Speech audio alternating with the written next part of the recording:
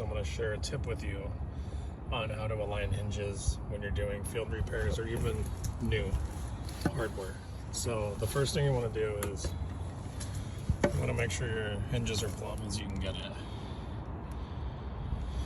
And the next thing you want to do is you want to plumb both your hinges. So grab yourself a piece of wood, piece of pipe, metal angle iron, anything that has a straight edge. Level this board. And we're going to knock that until those are plumb. And what that's going to do is it's going to keep your hinge from binding.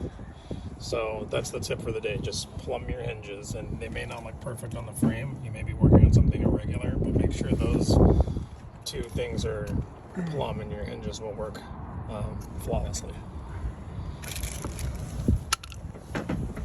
So guys, you can see over the last 25 years here what's happened. These guys hung this gate like here, here, here, here, here, here. It's had about 10 different hinges on it. And what happened is it was binding when it opened. So it had a bind.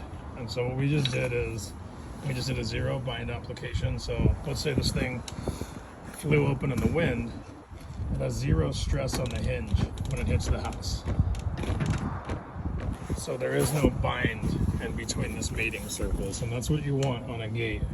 Otherwise it'll continue to rip the hinges right off of the wall. So we went from having 3 sets of hinges on here to 2 sets, and you can see that we've established a really nice gap here for a latch. It clears perfectly, and in the event this did open all the way, again, it would have zero bind. So that's how to eliminate problems with your hardware ripping off.